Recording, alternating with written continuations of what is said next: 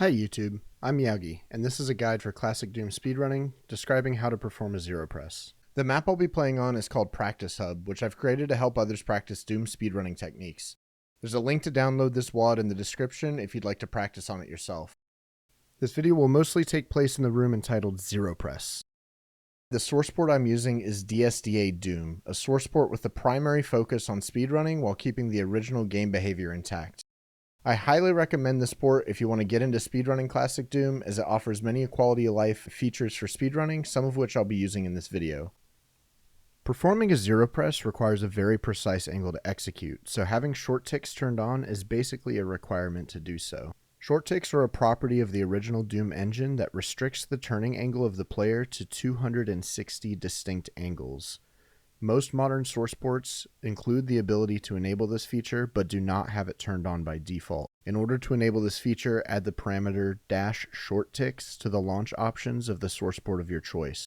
Shorttics cannot be enabled in ZDoom ports such as GZDoom, Xandronum, or the Eternity engine, so performing a zero press in those ports is not recommended, as it will be significantly harder to perform.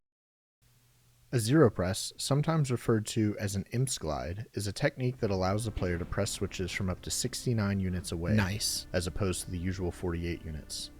This allows you to press switches that would normally be out of reach, and even allows them to be pressed through walls. The technique requires precise positioning and lineup, so it can be hard to perform quickly, but can save massive amounts of time in a run. Entire sections of maps can sometimes be skipped, or it can even be used to press the exit switch itself. In order to perform a zero press, you'll need to position yourself parallel to the left of the switch face you want to press. I recommend changing your thing appearance under automap preferences to classic in order to ensure your shorttick angle is perfectly lined up with the switch. Once you are parallel to the switch and the wall you're up against is angled adjacent to it, moving forward will result in moving left very slowly.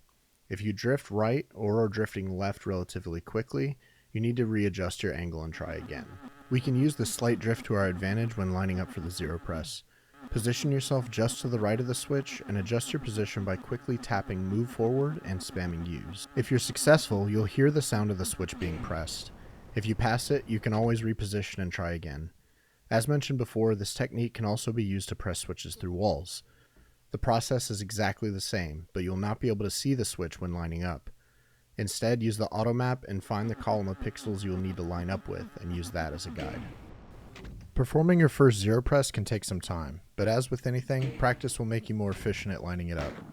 I recommend turning on a crosshair, at least while you're learning, as doing so makes it much more obvious when you've passed the position of the press. I also recommend binding U's to mouse wheel up or down, or both, as this allows you to spam U's much more quickly.